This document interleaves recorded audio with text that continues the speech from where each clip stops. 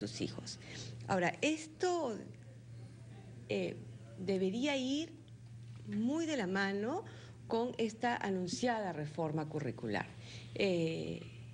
Como todo gobierno, este gobierno ha tenido cosas bien interesantes y ya desde la anterior ministra se venía trabajando en el ministerio una reforma curricular que dejara de lado solamente la existencia de un documento que fuera el currículum nacional y que este documento tendría que ir acompañado de instrumentos, de un conjunto de documentos que les permitieran a los maestros poner en marcha el currículum.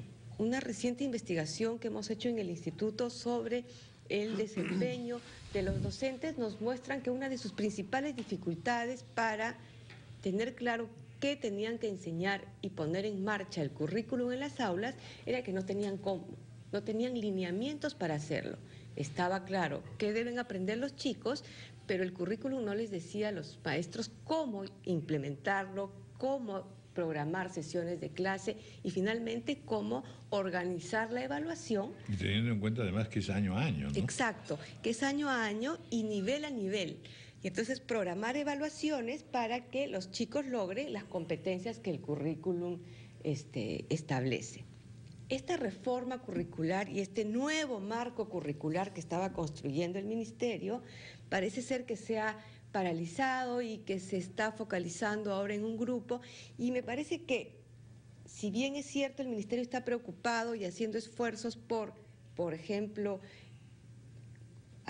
tener una eficiencia en el gasto en educación, no debería descuidar estos asuntos pedagógicos que son finalmente los que nos van a permitir mejores aprendizajes. Pero sí se está planteando también esfuerzos en lo que se refiere. Primero, esa cosa experimental que es muy importante, porque la verdad que normalmente las normas educativas eran tan generales y se aplicaban tan indistintamente que no había todo un periodo previo de experimentación en pequeño, digamos, ¿no? Eso es lo primero. Pero lo segundo es el reciclaje magisterial, que también se quiere iniciar de una manera más o menos intensa. Que se ha iniciado. Es algo que debemos felicitar, la puesta en marcha de la carrera pública docente y el inicio de esta etapa de evaluaciones y de acomodación del magisterio en las diferentes escalas que permitan tener mucha más racionalidad respecto a los incentivos que deben tener los docentes. Para culminar este tema, que en mi intervención por lo menos, sí me interesa decir que en general la experiencia nos va señalando que cada intento de reformulación o de mejora del sistema educativo conlleva una sobrecarga curricular que nunca se puede atender, porque no se aumentan las horas o porque no están los profesores especializados. Y este sueño de una integralidad en donde deportes es tan importante como matemáticas, en donde el inglés hoy día se vuelve apremiante como lo es en todas partes del mundo, incluyendo China, se sobrecarga y no tenemos manera, no tiene el maestro manera de aplicarlo convenientemente. Por eso es bien importante, más que un diseño curricular, un marco curricular que permita otros documentos. El marco curricular que estaba ensayando el ministerio incluía unos mapas de progreso que eran indicaciones puntuales de a qué niveles de aprendizaje deberían llegar los chicos y en qué áreas. Luego es importante también un documento que ha tenido mucho éxito en el magisterio hasta el año pasado, que son las famosas rutas del aprendizaje. Son directrices muy concretas sobre qué hacer en el aula, priorizando, como usted dice, porque estamos tan mal que algo tenemos que priorizar, los aprendizajes básicos de comprensión lectora y matemática. Documentos de esta naturaleza que acompañan el currículum son fundamentales.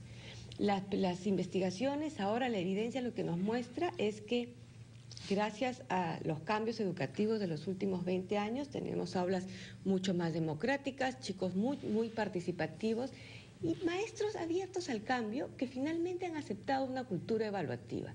Aprovechemos esa coyuntura para cambiar algo que sí está mal. Hay un desorden, poca claridad sobre qué debe enseñar el docente y cómo debe enseñar. Tiene dificultades para programar sus clases, llevar adelante sesiones de aprendizaje dirigidas a lograr aprendizajes efectivos. Uno entra a las clases ahora y ve una secuencia de actividades muy participativas, muy lúdicas, pero que no necesariamente concluyen en aprendizajes de los chicos. Indicaciones para mejorar eso a través de los documentos curriculares es fundamental, y que esto vaya acompañado con un programa de formación docente. No se trata solo de entregar libros, mejorar la infraestructura, que los maestros se sometan a evaluación, sino que tenemos que atender su formación en servicio de alguna manera. Sí, me parece revelador, pero también sorprendente lo que nos acaba de mencionar, ¿no? Que el profesor no sabe más bien qué cosa es lo que va a aplicar en clases, o que tiene muy serias dificultades para saber qué es lo que se va a poner a disposición de sus alumnos y cómo lo va a hacer él mismo. Más bien, aquí en la radio... debe sorprenderte. ¿Por qué debería saberlo si hace 20 años... Era otra su formación. No solamente su formación, sino la atención que le daba el Estado. O sea, el maestro llega a aulas donde primero tiene que evaluar diferentes condiciones de niños, de dónde vienen, de qué familias, de a qué grupo étnico pertenecen, a una comunidad rural, urbana, y diseñar su año escolar de acuerdo a la realidad de sus ¿Y está chicos. preparado? ¿No está preparado para hacer eso? Está preparado, pero además tiene que ser acompañado. Los programas de formación en servicio deben dejar de ser programas de contenidos para convertirse en programas de acompañamiento docente, que en el aula, con la problemática específica que se encuentra en cada una de las aulas, permita darle al maestro condiciones para mejorar ese desempeño. Natalia, no importa qué reforma, no importa qué documento o qué diseño curricular se haga, si no se mejora la capacidad de leer, de comprender lo que uno lee.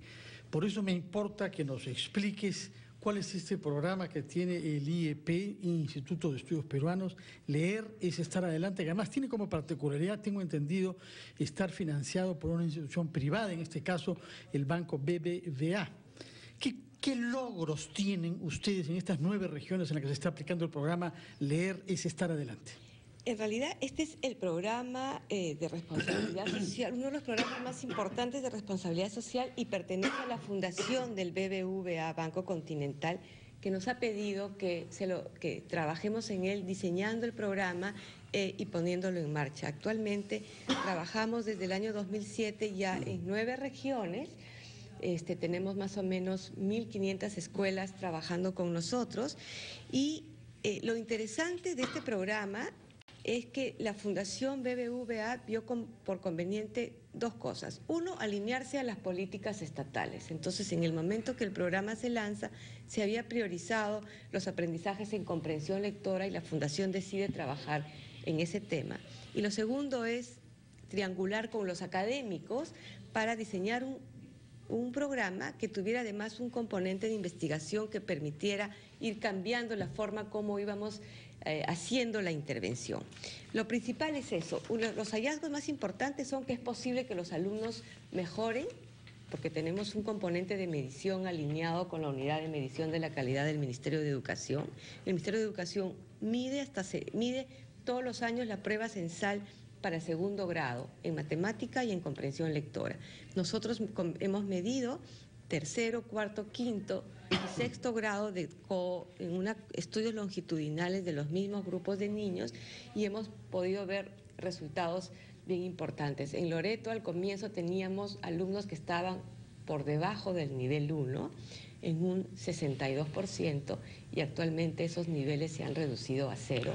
No hemos logrado todavía que pasen a los niveles esperados para su grado, pero ya se encuentran en el segundo nivel esperado, tal como el Ministerio de Educación.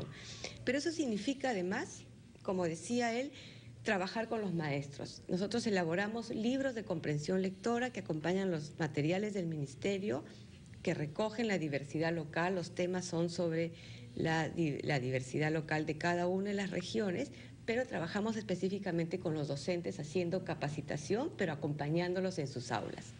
Entramos a sus aulas, hacemos con ellos las clases, les damos retroalimentación y la realidad es muy distinta entre lo que tiene que enfrentar un profesor de Loreto con Sí, un por profesor supuesto. de Ayacucho. Pero esa posibilidad de ese acompañamiento especializado no la tienen lamentablemente todos los profesores. Pues. Pero todos los países están girando a programas de formación en servicio que prioricen el acompañamiento a las clases tradicionales. Inclusive en el Perú existe un programa especial que es el de logros de aprendizaje que tiene actualmente junto con las regiones programas de acompañamiento docente que han tenido muy buenos resultados en muchas regiones y hacia ahí está girando todas las iniciativas respecto a la formación en docente de los maestros. Hay varios aspectos interesantes que tienen que ver, uno, con la ampliación de las horas de clase, ¿no es cierto? Medida fundamental. Conocer su opinión y hasta dónde podemos llegar. En realidad, yo recuerdo pues que las clases eran de mañana y tarde para comenzar, y habían clases también los sábados, ¿no es cierto? Para, pues, en fin, una serie de diversidades curriculares. Lo segundo es en realidad la sorpresa que nos da, digamos, la buena noticia que nos da algo que es una práctica hoy día también universal, es decir, que la integralidad del currículum debe llevar a imaginar y a fortalecer, cito, deportes y música, por ejemplo, con toda esta sinfonía por el Perú que emprende Juan Diego Flores, está dando unos resultados notables en los niños, ¿no? Es decir, cómo trabajar pues el ensamblaje de todas estas disciplinas que no son materias solamente pues de especialistas, ¿no es cierto? Esta repartición, ahora entramos al lenguaje, ahora a matemáticas, a esto, a lo otro, porque se pierde esta concepción unitaria y múltiple, ¿no?, del currículum, donde se pueden aplicar. Uno puede enseñar matemáticas jugando fútbol, para comenzar, ¿no es cierto?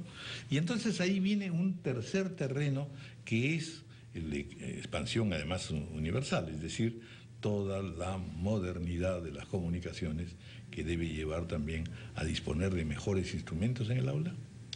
Sí, y en este sentido, el tema de ampliación de horas de clase es una medida que estábamos esperando hace mucho tiempo, pero que choca con un problema que es el problema de infraestructura. Para ampliar horas de clase necesitas colegios, los suficientes colegios. Ahora los colegios muchas veces cumplen hasta 3 turnos diferentes, entonces es muy difícil ampliar la jornada. Claro, o sea, se ha partido en realidad la jornada, o se la ha reducido por el uso intensivo del Y que ha espacio. tenido que ver con la ampliación de la cobertura. En cobertura estamos muy bien, tenemos un problema de calidad. Entonces, las iniciativas dirigidas a cerrar las brechas de infraestructura son fundamentales porque permitirán medidas pedagógicas que sirvan para ampliar en la jornada escolar y además dotar a las escuelas de esos recursos mucho más modernos que permitirán aprendizaje de calidad. Ahora el problema es que este cierre de las brechas de infraestructura se enfrenta con varios problemas como la diversidad al interior de las regiones. En Loreto tenemos un problema grandísimo de gestión del territorio, ¿no? Para que los textos escolares en Loreto lleguen a tiempo en el mes de marzo se necesita de un operativo que dura días, que empieza en un avión aquí en Lima y termina en un pequepeque en la última escuelita y ha demorado un mes en llegar esos libros. Es casi un operativo de guerra. Casi un operativo de movilización. guerra y que increíble, ahí se necesita convocar el esfuerzo de varios actores. Por un lado está el Estado, que a través del Ministerio y el Gobierno regional montan el operativo en el que colabora el Ejército peruano y muchas veces las empresas. Ese es un tema importante. En una investigación reciente sobre los éxitos educativos en la región Moquegua, en el instituto, hemos encontrado lo siguiente. Si bien es cierto, Moquegua es una región de fácil administración territorial, es chica y no es tan diversa como otras, ha servido mucho la triangulación de iniciativas del gobierno regional que organizan la responsabilidad social de las empresas. Entonces, la triangulación de iniciativas del gobierno regional con la intervención de la empresa privada y de los expertos en educación, finalmente han permitido dotar a las escuelas de recursos, pero no desordenadamente, sino claro. El gobierno regional estableció, necesitamos cosas tan simples como pizarras. Necesitamos cosas tan simples como una computadora para el director que pueda enlazarse con el Ministerio de Educación para tener la data de sus alumnos y la matrícula al día y recibir las normas del Ministerio de Educación. Y esta relación ha permitido entonces que luego de 5 años todos los directores tengan una computadora, todas las aulas tengan una pizarra, los materiales que se reparten están... Claro. Una dotación mínima y básica. Y organizada con la política que ha diseñado el gobierno regional. Bueno, muy bien.